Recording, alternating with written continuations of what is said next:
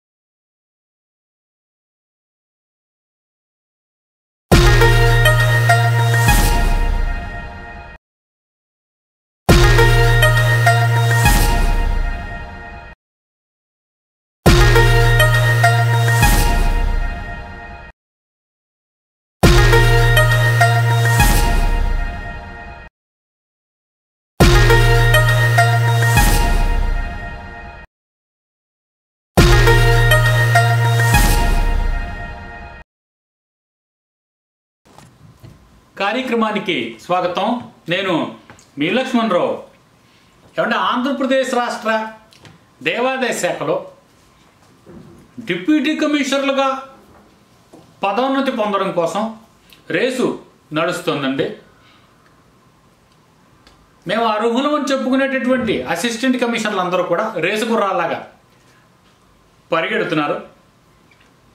మరి దీనిలో అర్హత అనర్హత సీనియారిటీ లిస్టులో పేర్లు ఎవరు ఉన్నాయి, పేర్లు ఎవరివి లేవు, ఈ విషయం మొత్తంలో డిప్యూటీ కమిషనర్లుగా ప్రమోషన్ పొందడానికి జరుగుతున్నటువంటి మొత్తం తతంగం ఏదైతే ఉందో దీని గురించి కొంత సమాచారం మనకి లభించింది. ఏ లెవెల్లో దేవాదాయ కమిషనరేట్లో కానివ్వండి, ఇటు ప్రిన్సిపల్ సెక్రటరీ ఆఫీసులో కానివ్వండి, ఏ స్థాయిలో ఎక్కడెక్కడ ఎటువంటి పైరవీలు నడుస్తున్నాయి, ఎంతమంది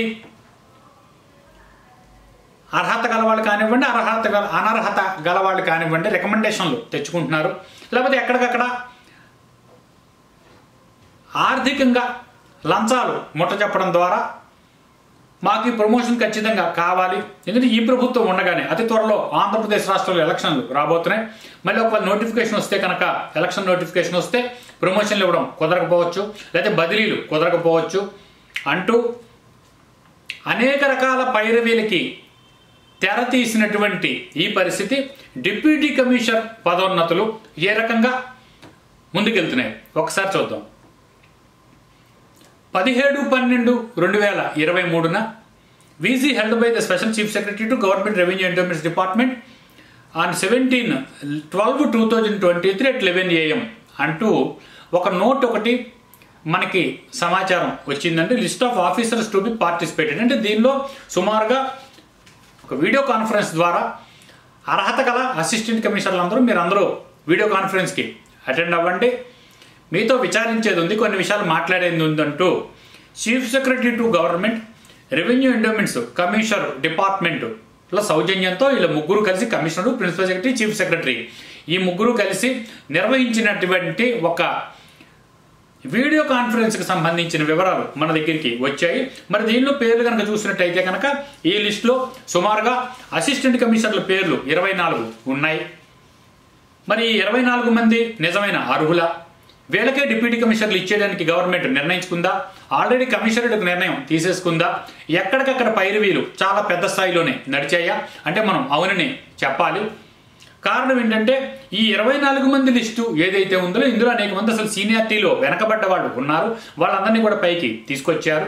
మరి ఒక్కసారి కనుక కంపారిజన్గా మనం చూస్తే సూపరింటెండెంట్ల service continued as per cadre strength vacancies అంటూ ప్రిపేర్డ్ బేసింగ్ అంటూ సూపరింటెండెంట్ ఎవరైతే మఫ్సిల్ సూపరింటెండెంట్లు కానివ్వండి, డైరెక్ట్ రిక్రూటీలో కోటాలో వచ్చినటువంటి అసిస్టెంట్ కమిషనర్లు కానివ్వండి, టెంపుల్ కోటాలో కానివ్వండి సూపరింటెండెంట్గా చేస్తూ వాళ్ళు గ్రేడ్ 1 ఈవోలు అయిన వాళ్ళు, అసిస్టెంట్ కమిషనర్లుగా వచ్చిన వాళ్ళు ఎవరైతే ఉన్నారో మొత్తం అన్ని కోటాలు 3 కోటాలు మనం చూస్తే కనుక మఫ్సిలు, టెంపుల్, డైరెక్ట్ రిక్రూట్మెంట్ 3 కోటాలు మనం చూస్తే కనుక ఒక సీనియర్ లిస్ట్ ఆల్రెడీ మన దగ్గర ఉంది.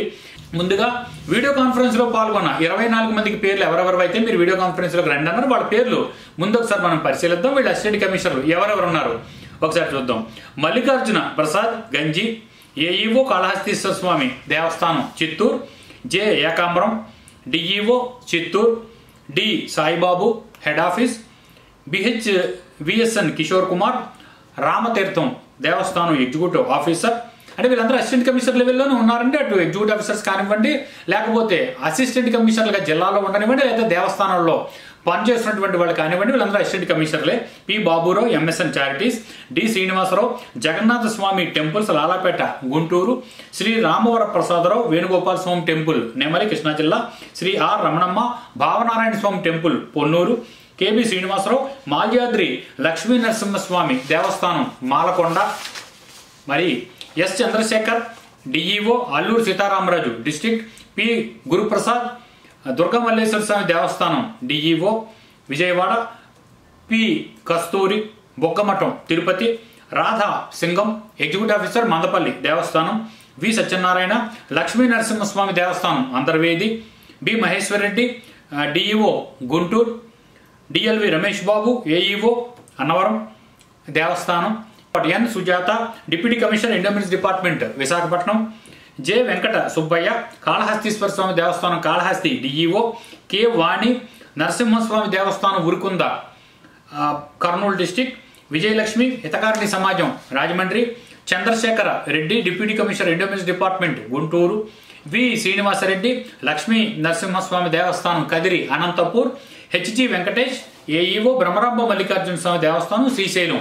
పేరు మీద అన్ని ఇచ్చారండి. అయితే చాలా మంది మనం ఇప్పుడు ఎక్కడైతే ఇన్స్టిట్యూషన్స్ లో వర్కింగ్ చేస్తున్నట్టుగా వర్కింగ్ అరేంజ్మెంట్లు వీళ్ళు పేర్కొన్నారు. దీనిలో అయితే వీళ్ళు చాలా మంది పనిచేయట్లేదండి. పనిచేసేది ఒక చోట, చూపించేది ఒక చోట. వీళ్ళందరూ వర్కింగ్ అరేంజ్మెంట్ల పేరు మీద, డిప్యుటేషన్ల పేరు మీద, ఇప్పుడు జీతాలు ఒక చోట, పనిచేస్తున్నది ఒకటైతే జీతం ఒక చోట తీసుకుంటుంటారు. పూర్తి అస్తవ్యస్తంగా పేర్కొంటున్నటువంటి లిస్ట్ అయినప్పటికీ కూడా వీళ్ళందరూ యాక్చువల్గా లిస్టు ప్రకారం ఎవరెవరైతే జీతాలు తీసుకుంటున్నారో ఆ జీతాలు ఎక్కడెక్కడ పొందుతున్నారో ఆ లిస్టు మాత్రం దీనిలో ఇచ్చారండి. వీళ్ళు సుమారుగా 24 మంది ఉన్నారు. ఇందులో డిప్యూటీ కమిషనర్లుగా ఇన్ఛార్జిగా పనిచేస్తున్న వాళ్ళు కొంతమంది ఉన్నారు.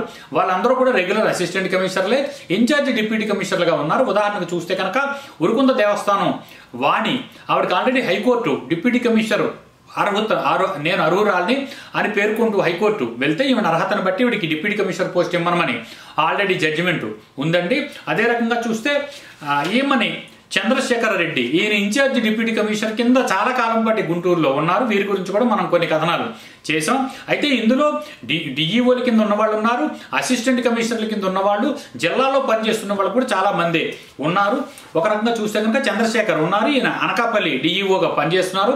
ఇలా కొంతమంది డిఈఓలుగా పనిచేస్తున్న వాళ్ళు ఎవరైతే ఉన్నారో వీళ్ళు అందరూ కూడా చట్టాలను పట్టించుకుని అటు సమాచార హక్కు చట్టాన్ని కానివ్వండి, ఇటు grant of certificate copies rules ప్రకారం అడిగినట్టు సమాచారాలు ఇవ్వడానికి పూర్తి స్థాయిలో నిరాకరిస్తూ చట్టవిరుద్ధంగా ప్రవర్తిస్తున్నటువంటి వ్యక్తులు దీనిలో చాలా మంది ఉన్నారు.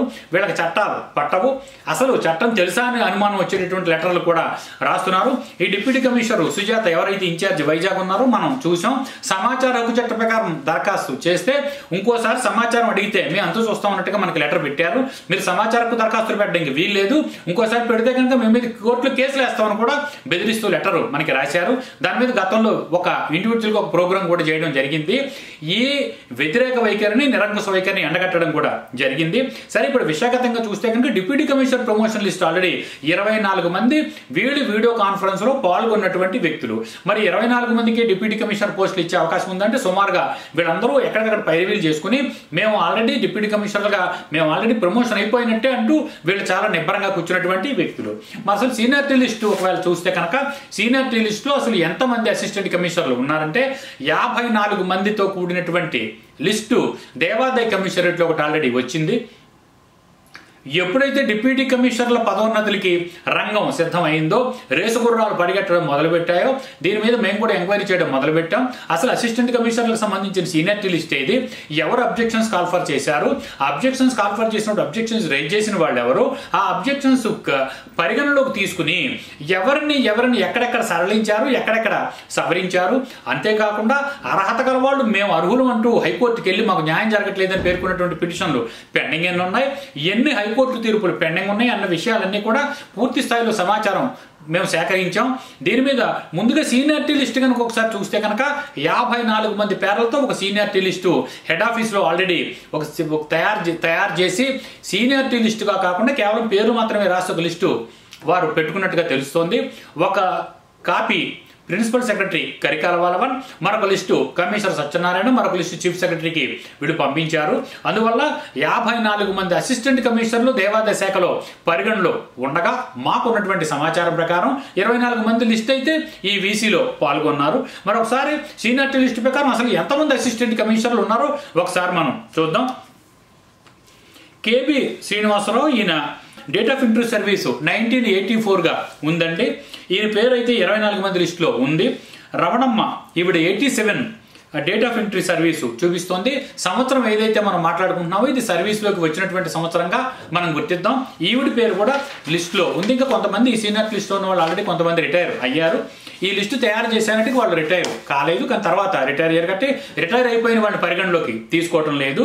మరి బి మహేశ్వరరెడ్డి, ఈయన 87లో సర్వీస్లోకి వచ్చారు.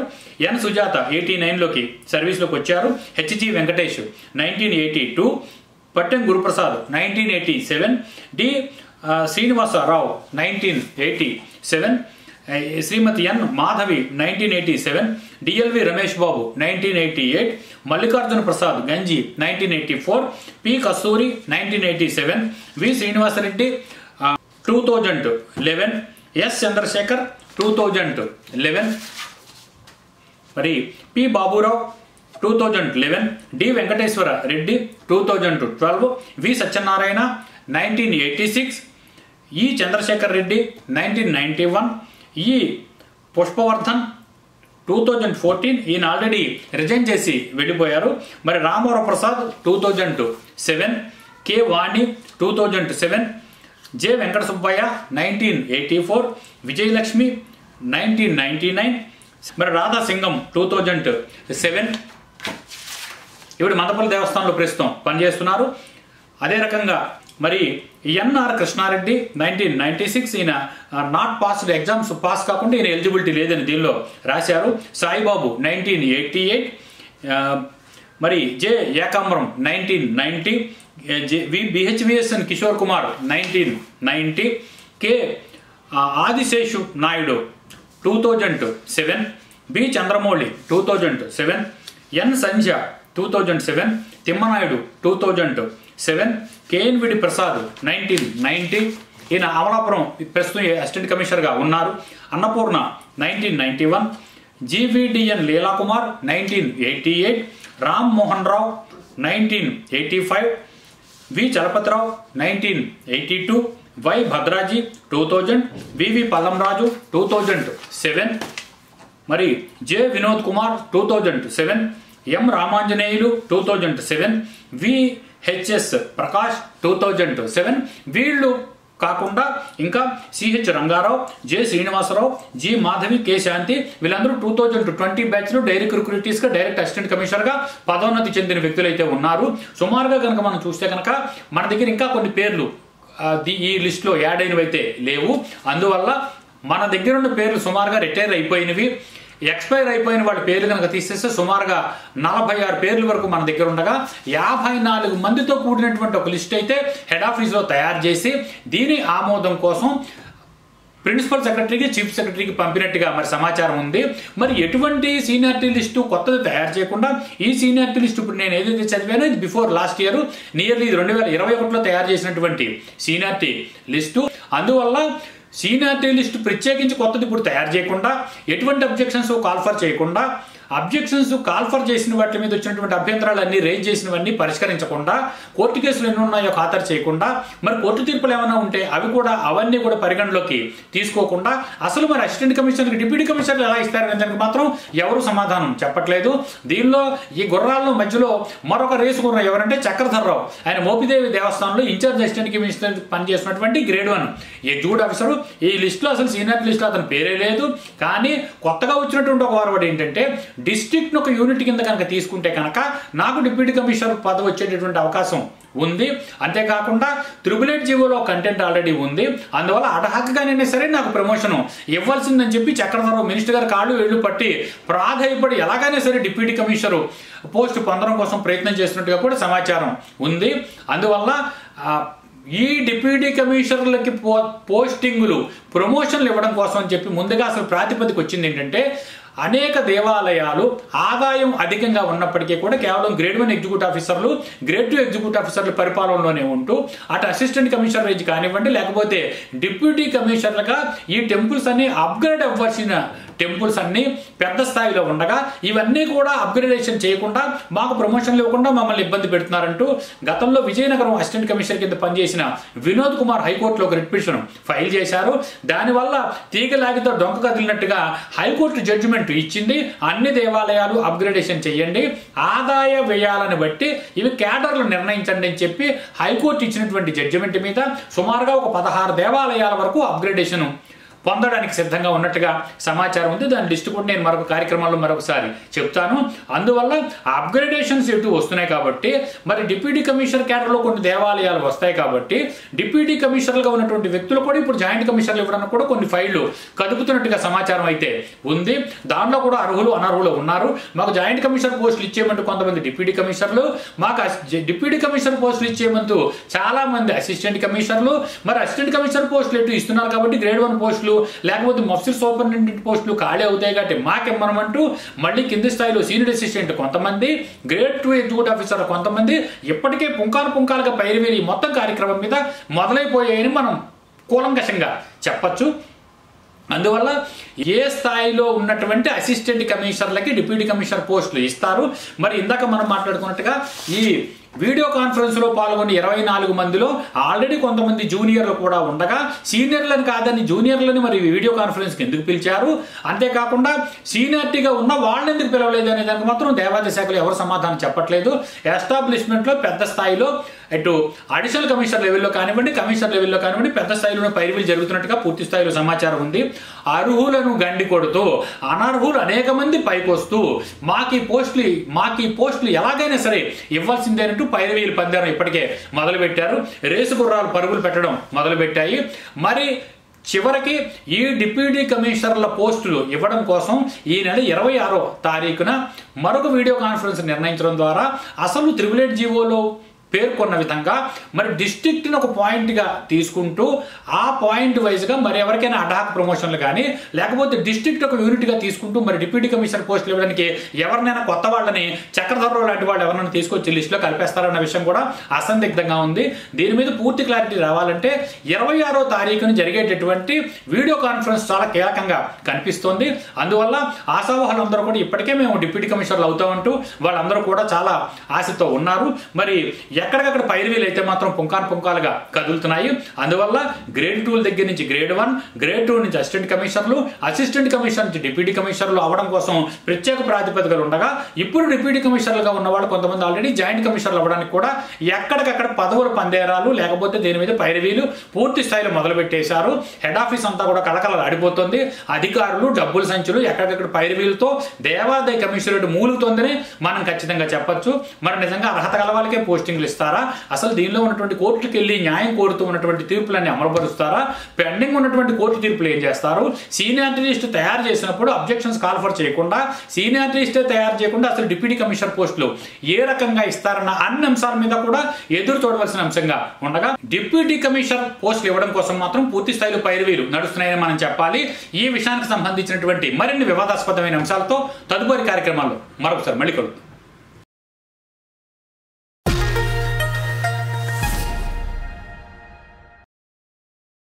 Subscribe now and press the bell icon. Never miss an update.